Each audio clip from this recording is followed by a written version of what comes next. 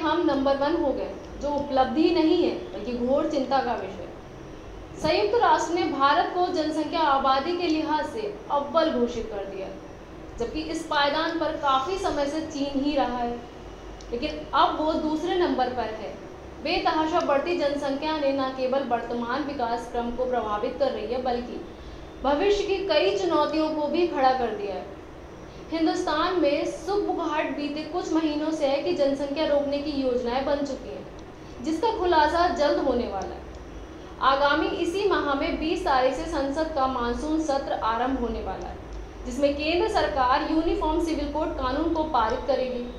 बताया जा रहा है कि यूसीसी के भीतर ही जनसंख्या नियंत्रण का भी मसौदा भी शामिल हो जाए। हालांकि इसको लेकर अभी भ्रम की स्थिति बनी हुई है। फिलहाल कानून के ड्राफ्ट के संबंध में अभी तक खुलकर सरकार ने भी पत्ते नहीं खोले। इतना जरूर है, अगर यूसीसी पे जनसंख्या नियंत्रण का प्रावधान होगा तो इससे बढ़ती आबादी पर कुछ अंकुश जरूर लग सकेगा। बहरहाल जनसंख्या नियंत्रण का मुद्दा कुछ पेचीदा होता चला जा रहा है। कुछ समर्थन में है तो कई विरोध में खड़े हैं। समय की मांग यही है कि किसी भी की परवाह किए बिना केंद्र को इस मामले पर गंभीर होना पड़ेगा, क्योंकि बगैर सरकारी सख्ती के कोई हल निकलने वाला नहीं है। विगत बीते 4 दशकों में जन आबादी में जिस तेजी से बढ़ोतरी हुई है, उसमें सब कुछ तहस नहस हो गया। जनसंख्या ने ही साधन, संसाधन, जमीन, हक, रोजगार व काम धंधों पर प्रभाव डाला है। हिंदुस्तान की आबादी विकराल रूप ले चुकी है। जनसंख्या विस्फोट के दुष्परिणाम अब खुलकर दिखने लगे हैं। जैसे एक भूखा बेरोजगार पशु खाने पर झपट्टा मारता है, स्थिति इंसानों की भी कुछ ऐसी ही होने लगी है। गांव देहातों में मात्र गज भर जमीन के लिए खुलेआम कत्ल होने लगे। शहरों में पार्किंग को लेकर सिर फटने शुरू हो गए। युवा पेट पालने के लिए धक्के खाने पर मजबूर है। अब देखिए ना, एक चपरासी की नौकरी के लिए पीएचडी जैसे उच्च शिक्षा प्राप्त युवाओं की फौज लाइनों में लगने लगी है। आबादी बढ़ने से रोजगार धंधे सिमट गए। आवासीय इलाके व सड़कें इंसानों और वाहनों से खचाखच भर चुकी हैं। पार्किंग फुल है, घरों के आंगन सिमट गए, आवासीय जगह कम हो गई हैं। इसी कारण फ्लैट संस्कृति का चलन लागू हो गया। जनसंख्या विस्फोट को रोकना निहात की जरूरत हो गया। इसमें भला किसी एक वर्ग का या एक समुदाय का फायदा नहीं है, बल्कि सबका भला है।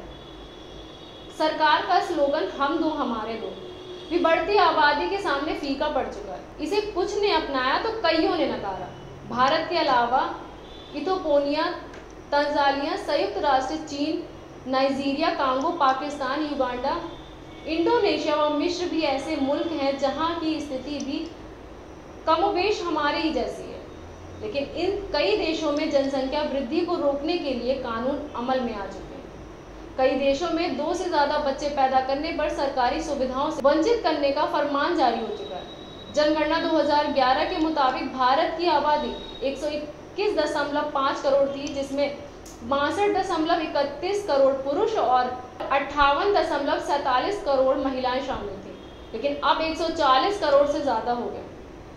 सर्वाधिक जनसंख्या वाला राज्य उत्तर प्रदेश है, जिसकी आबादी पाकिस्तान की जनसंख्या को भी पार कर चुकी है।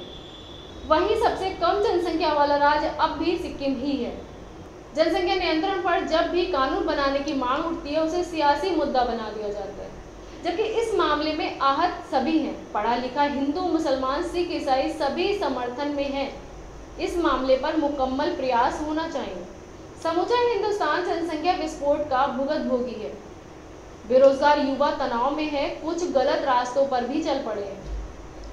एनसीआरबी के ताज़ा आंकड़े इस बात की तस्दीक करते हैं कि हर तरह के अपराधों में युवाओं की संख्या बढ़ रही है, जिसमें ब्लैकमेलिंग, लूटपाट, चोरी, रंगबाजी आदि कृत्य शामिल हैं। बढ़ती आबादी को लेकर प्रबुद्ध वर्ग दुखी है।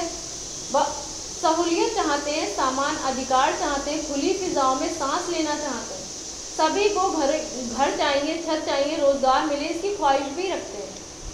युवाओं को जरूरत के हिसाब से जॉब मुहैया कराना, डिग्री लेकर सड़कों पर घूमना ना पड़े, इसलिए समूचा शिक्षित अल्पसंख्यक वर्ग भी जनसंख्या नियंत्रण कानून के पक्ष में। उनका एक धड़ा इसके खिलाफ है, जो जनसंख्या बढ़ोतरी को कुदरत का वरदान मानता है, उसे रोकने को बुरा मानता है। दरअसल ऐसे लोगों की मानसिकता को हमें बदलने की जरूरत है। पढ़ा लिखा मुसलमान भी भविष्य में होने वाले खतरों से वाकिफ हो चुका है। वक्त की मांग यही है कि जनसंख्या चाहे यूसीसी के माध्यम से रुके या फिर किसी अलहदा कानून से रुकना चाहिए। इसके लिए सभी पक्ष विपक्षों को एक मंच पर आने की जरूरत है। समाज को इस मसले पर सरकार का साथ देना चाहिए। इस मुद्दे पर आप क्या सोचते हैं? क्या वाकई जनसंख्या कानून लागू होना चाहिए? इस बात का जवाब आप हमें कमेंट सेक्शन में दे सकते हैं।